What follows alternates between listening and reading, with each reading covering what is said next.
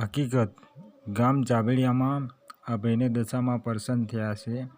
એટલે જુઓ કે હાથમાંથી કંકુ પડે છે અને હાથમાં દીવો ધરે છે. ભાઈ એમને દશામાં સાક્ષાત મળ્યા છે.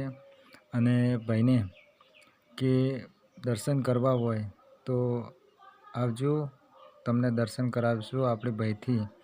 અને હકીકત કહેવાની વાત એવી છે કે આ વિડીયોને તમારા મિત્રો હોય, કોઈ ગ્રુપ હોય એમાં શેર કરજો અને પૂરો જોજો મારા ભાઈઓ.